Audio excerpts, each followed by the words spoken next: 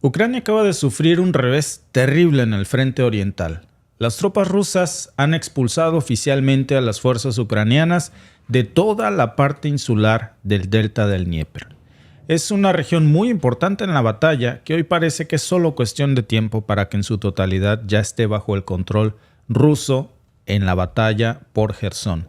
Esta derrota no solamente nos está mostrando una vulnerabilidad de las posiciones ucranianas que cada vez es más evidente en el área, sino que también tiene implicaciones muy poderosas para el control estratégico de la región. ¿Qué significa esto para Jersón, que es controlada ya en un 75% por Rusia con la toma de este nuevo flanco? Vamos a estar viendo pronto una retirada total de las fuerzas ucranianas de Jersón.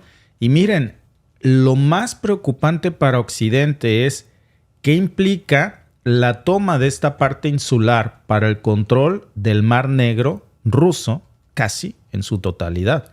Eso es lo que más le preocupa a Occidente.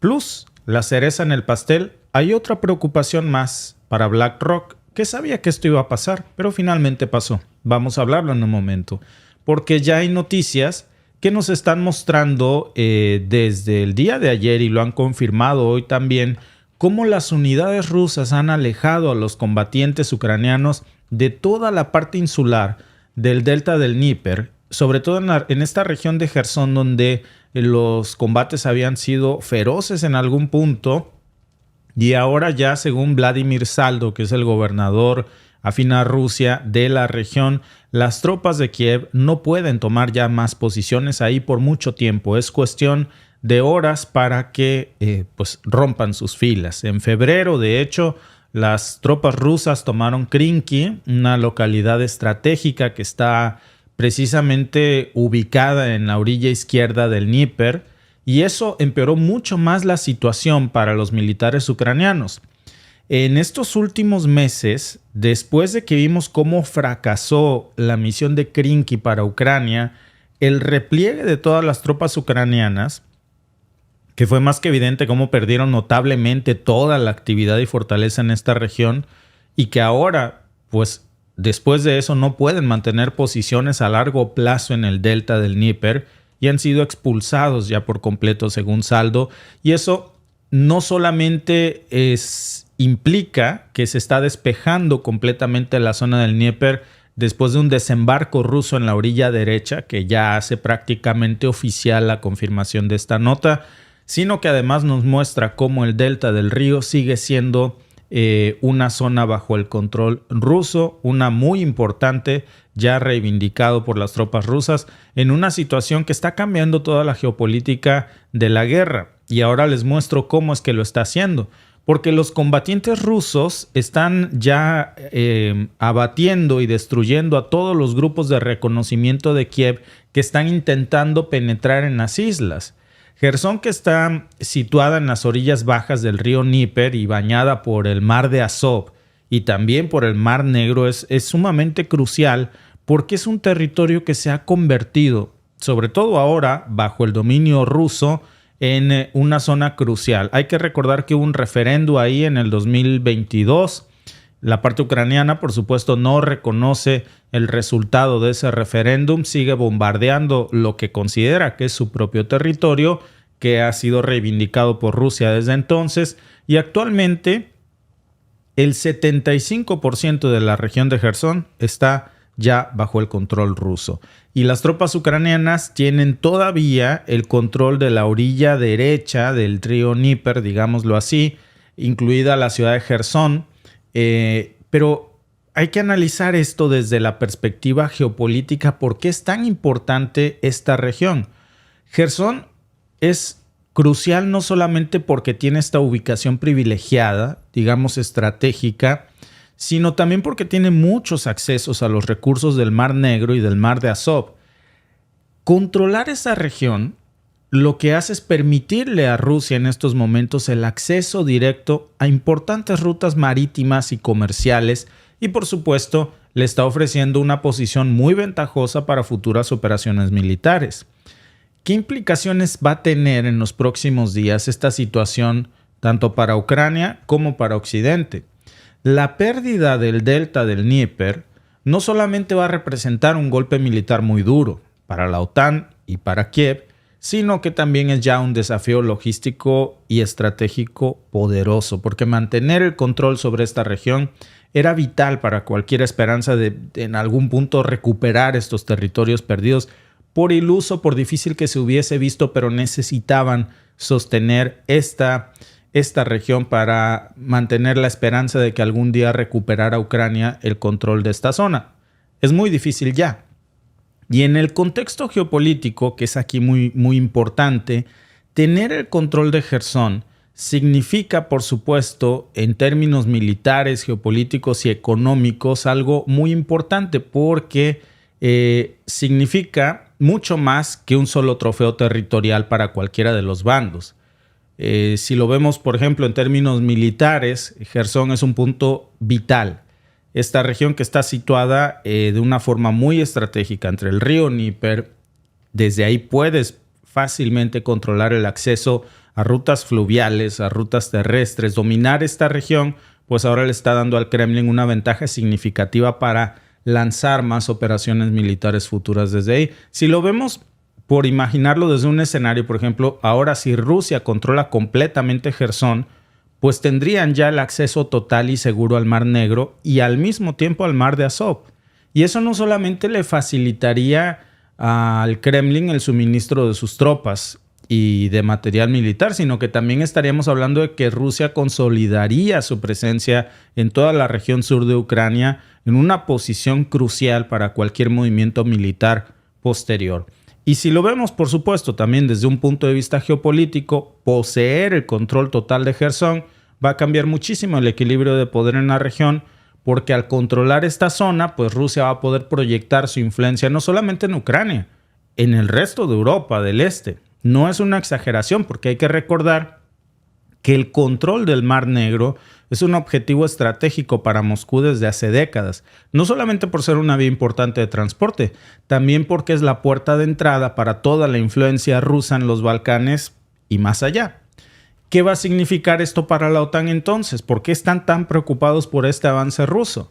Pues porque ahora lo que están viendo es cómo la capacidad de haber cerrado el acceso a estas aguas pues les va a impactar muchísimo. Déjense ustedes en la guerra en Ucrania, en el comercio y en la seguridad energética de Europa. No solamente hablamos de repercusiones para Kiev, muchos países europeos dependían de esas rutas marítimas que fueran seguras para poder abastecerse. En términos económicos, y aquí es donde entra precisamente BlackRock, porque Jersón es la joya agrícola, o era la joya agrícola de Ucrania, una que ya estaba empeñada en el monte de piedad de BlackRock, por decirlo así. Había sido la garantía de los préstamos y es una región que es de las más ricas en producción de trigo, de cebada, de maíz.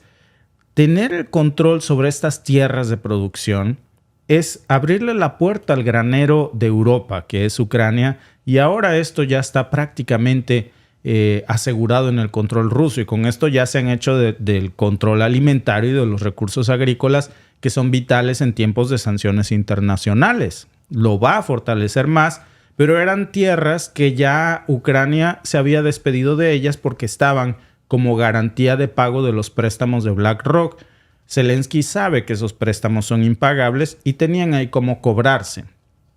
Por cierto, en algún punto Zelensky tal vez pensó que una vez que BlackRock se cobrara con esas tierras de producción agrícola, pues iba a establecer seguramente ahí industrias y él se iba a adornar con la creación o generación de empleos sin vender el discurso de que es una tierra empeñada. Hoy el escenario es totalmente diferente porque ni BlackRock puede cobrarse ni Zelensky puede ofrecerla ya como una garantía de pago. Son créditos impagables porque no le van a tocar la puerta a Putin para cobrarle sobre el control de Jersón, que ya le está permitiendo pues desde ahí asegurar la exportación de productos, pero para Rusia. Incrementar, por supuesto, con esto todavía más su influencia económica en la región.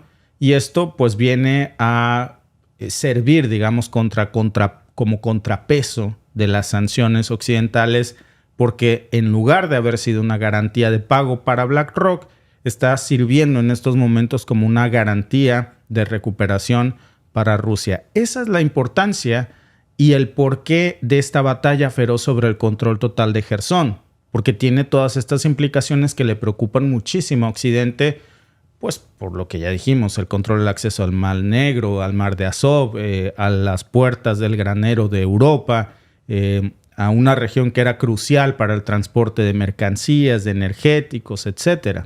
Ahora, y yo creo que aquí es lo importante, si hablamos de la situación actual, lamentablemente para Ucrania, ya es solo cuestión de tiempo para que Rusia controle en su totalidad Jersón. Ya tienen el 75%. Ahora con este nuevo movimiento, con esta nueva presión militar, con estas operaciones estratégicas se debilita todavía más la ya de por sí frágil posición de las defensas ucranianas en la región. Hay varios informes que nos muestran cómo este asedio no puede durar ya mucho tiempo si siguen como van. Una vez que Rusia tenga el control total de Jersón, ¿qué deberíamos esperar en esto? Porque seguramente vamos a ver varios desarrollos importantes. Por ejemplo, vamos a ver un aumento en la estabilidad de las líneas de suministro ruso al controlar toda esta zona. Eso, por supuesto, les va a permitir tener más ganancias territoriales, planear futuras ofensivas con mayor seguridad, sin el problema de poner en riesgo sus rutas de suministro. Vamos a ver seguramente también la completa anexión de Jersón, que va a ser un golpe simbólico y muy poderoso para Ucrania. Otra región más ya completa anexada al territorio ruso. Es muy probable que lo veamos. Después de que Rusia tome el control de Jersón, no se lo va a regresar a Kiev. Y esto va a tener un efecto muy poderoso precisamente en el conflicto, no solamente para Ucrania, sino también para Occidente y para los amiguitos de BlackRock. Alba. Así es. Un golpe muy, muy fuerte. Como decía aquí nuestro amigo Samilo, cuanto más territorio tenga en manos Rusia, será más difícil para Ucrania una negociación de paz y que le devuelvan territorios. Completamente. Ahora es también por lo que estamos viendo que hay ya varias notas circulando de que Zelensky ya está trabajando en un nuevo plan de paz. Justo después del debate, justo después de que se vienen todas estas pérdidas de nuevos territorios, entonces ahora sí ya quiere un plan de paz. Ya todos están hablando de paz. Sí. Putin también ya habla de paz. Sí, ya todos están hablando de paz. Ya estamos avanzando en un nuevo contexto. También cuando vemos Quiere decir que el agitadorcillo era Biden. Claro que por supuesto que sí. Decía por aquí, se me fue el comentario del amigo que preguntaba que a cuánto asciende en términos de económicos la deuda que tiene Ucrania con la OTAN o con Estados Unidos. Revisé en varios sitios, ahorita que Víctor estaba contándoles esta información, revisé en varios sitios. Números concretos no hay. No hay un número concreto, por supuestamente. Sí, se cela mucho esa información, exacto, ¿no? Se cuida mucho. Entonces, encontré información en dos sitios que me pareció un poco más interesante. El sitio se llama Gao y el otro se llama USA Facts, en donde dice que no, tal cual, se los voy a leer. Dice así: hasta ahora Ucrania no tiene una deuda, entre comillas, financiera específica con Estados Unidos en términos de tener que reembolsar la totalidad de la ayuda recibida. La mayoría de la asistencia militar y humanitaria proporcionada por Estados Unidos a Ucrania se ha entregado como donaciones que no requieren reembolso. Sin embargo, parte de la ayuda se ha proporcionado bajo términos que podrían requerir algún reembolso en el futuro. ¿Cuál parte de la ayuda? No se sabe. ¿Cuál es la cantidad? Tampoco. ¿Qué tipo de reembolso? Tampoco lo están haciendo público. Entonces, no hay un monto que podamos saber por decir, no, pues Ucrania debe, por decir, $10,000 millones, que por supuesto debe mucho más, ¿no? Pero por decir una cantidad, no la están haciendo pública.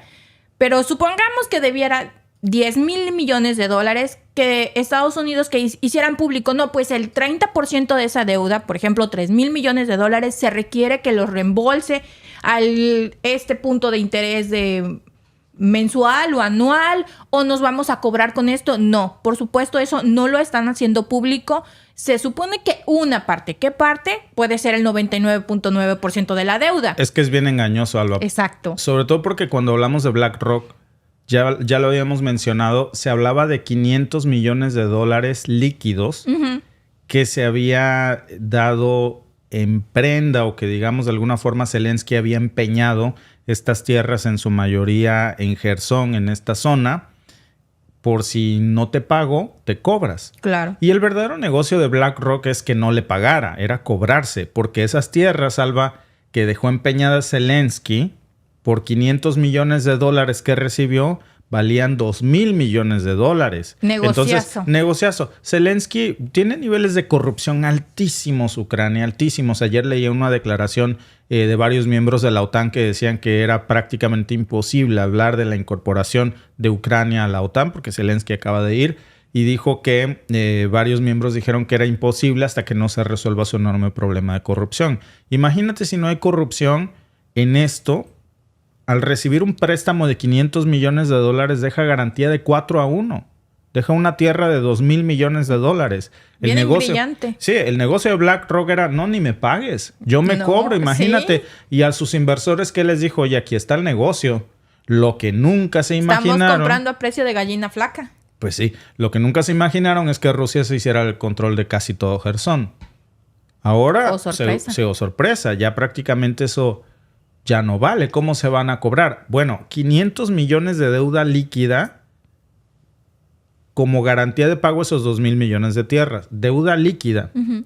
Pero aparte está toda la deuda armamentista, que también es de BlackRock, porque en parte BlackRock tiene muchas acciones en Lockheed Martin, que le ha dado muchas armas a Ucrania. O sea, al final... nada más cambia de nombre. Sí. Pero al final cae en su bolsa. Es la misma gata, nomás que revolcada, ¿sí? Como dicen en mi pueblo. Dice nuestro amigo Luis Edgardo Acosta. ¿Se quedará Rusia con todos los territorios liberados? Muy probablemente sí. Porque así es como en la historia se ha usado. Si recordamos, no para revivir viejos dolores, sobre todo hoy 4 de julio, que es el día de Estados Unidos, ¿verdad? Pero... cuando estuvo la guerra de México-Estados Unidos, en esa guerra México perdió la mitad de su territorio. Si hubiéramos ganado la guerra, no hubiéramos perdido nada. Exacto. Entonces, pues ya pasó a ser de Estados Unidos con esa guerra.